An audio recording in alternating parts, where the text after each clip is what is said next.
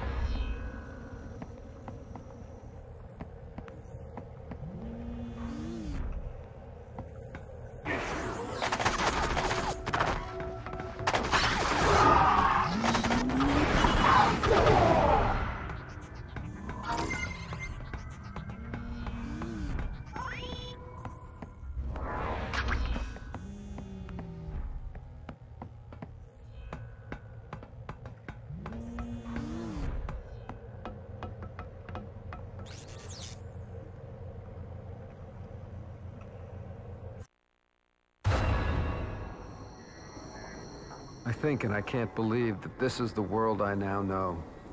A world where monsters exist. This maglev once took me to the truth. And now I hope it brings me to my destiny.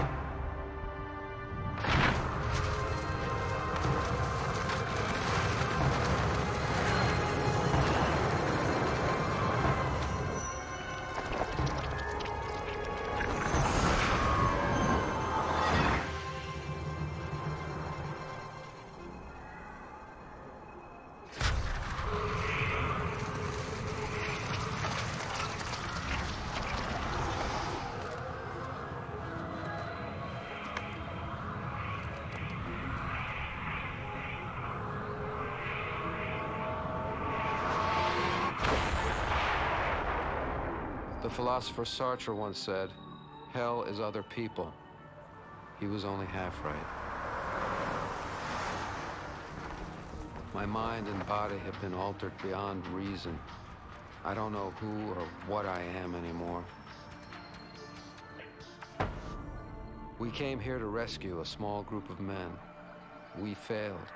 I failed. But their sacrifices may have saved mankind. For now.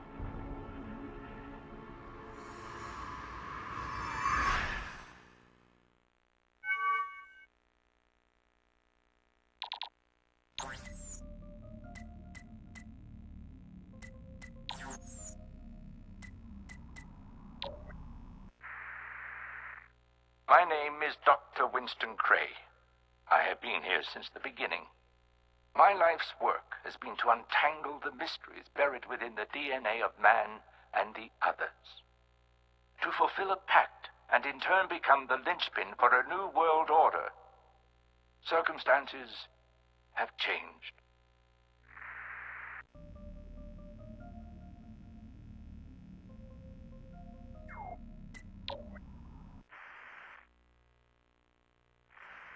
For the uninitiated, I am Mr. White.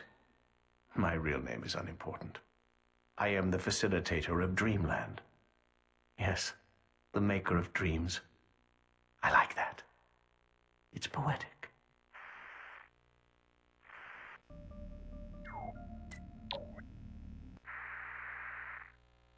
I have sacrificed my very life to reveal these secrets. The experiments I have conducted over the years have taken their toll on my mortal coil. Science has at last failed me, as I am unable to heal my body. But my mind is still active, and it shall serve me to the end. I have done what I have done, so my work will not be in vain. It shall live through the ages, and I shall be remembered through it. But I take credit for only what I have achieved here, deep in the bowels of this institution. The work was vast.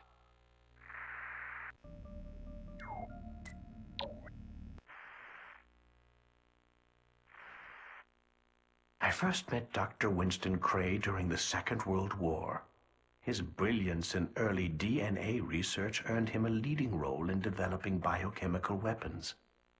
The success of the Manhattan Project was inconsequential compared to the success we achieved. But our projects were never approved for moral implications. So unbeknownst to Dr. Cray, I engaged in several experiments of my own in the Midwest. Oh, the horrors I inflicted led to so many wonderful discoveries. But then the alien craft crashed in Roswell, and things took an interesting twist. When I discovered the biochemical marvels hidden in the one called Edgar, I sent Dr. Cray to work immediately.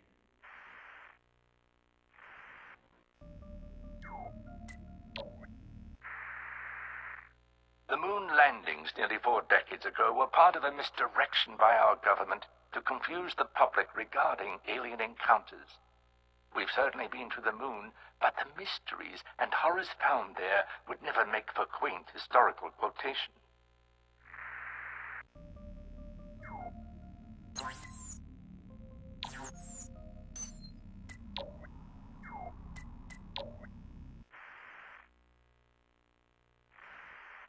Working with the Greys, as they are called, has been invigorating.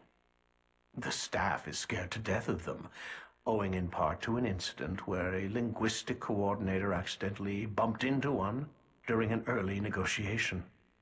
The man's face was quickly and neatly torn from his skull. I could swear I saw him register surprise in what was left of his eye sockets. And yes, it's true. Part of the pact gives them human subjects to experiment on, the results of which are quite often gruesome. But I still find them a fascinating and brilliant species.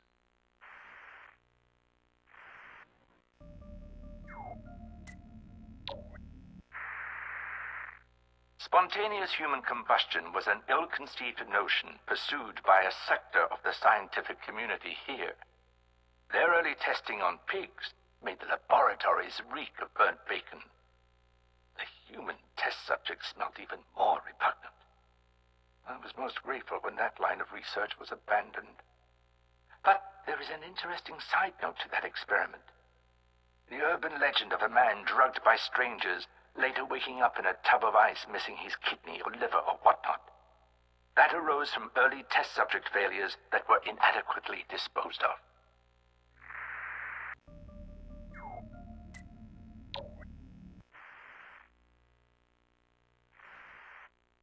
It has always been the goal of our organization to do what's best for mankind.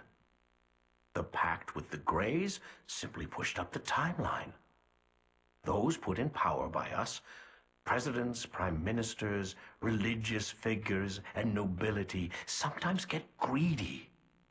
However, an assassin's bullet, or the delightfully degenerative effect of the many diseases in our control, usually takes care of that.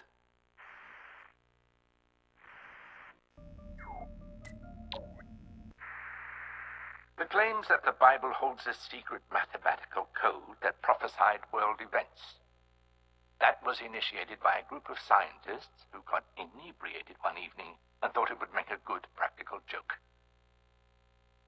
Crop circles were another one of that crew's pranks. The after-hours entertainment here is extremely limited, and this sort of puerile behavior regrettably occurs from time to time.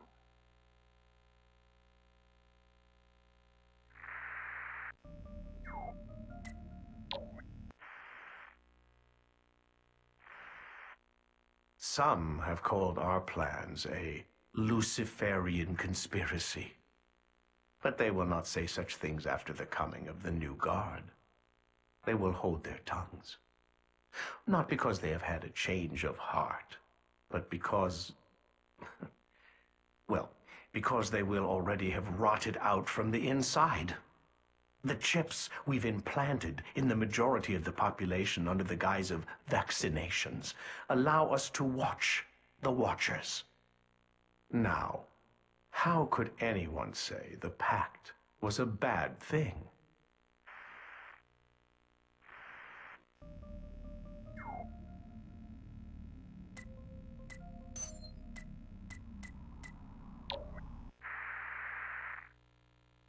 Remote viewing was a promising avenue of research that failed to live up to its initial potential. Harnessing psychic abilities to spy on one's enemies has a provocative lure, but test subjects were wildly erratic with their results. Those who showed more consistent abilities were, in my opinion, inadequately trained, and the program was eventually discontinued.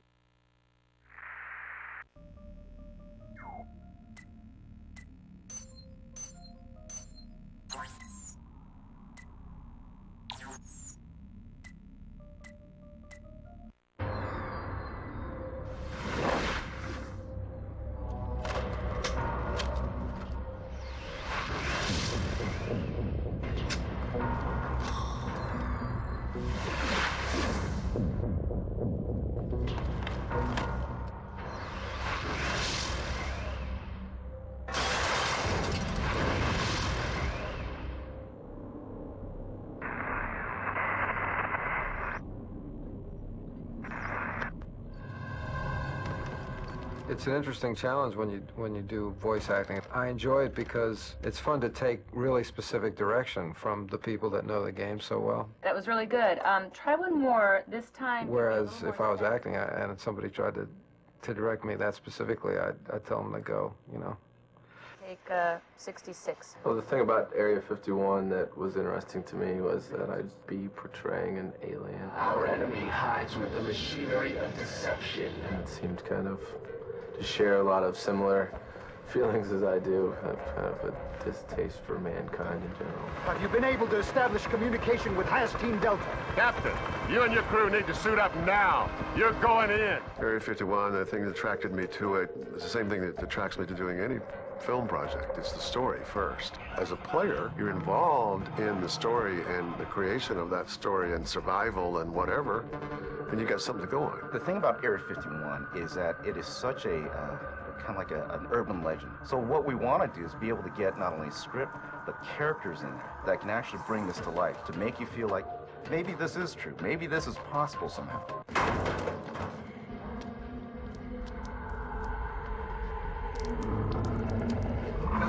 The reason why we brought in the top talent is Powers Booth is a commanding performance, and he's your leader. Let me remind you, gentlemen, we are in a hot zone.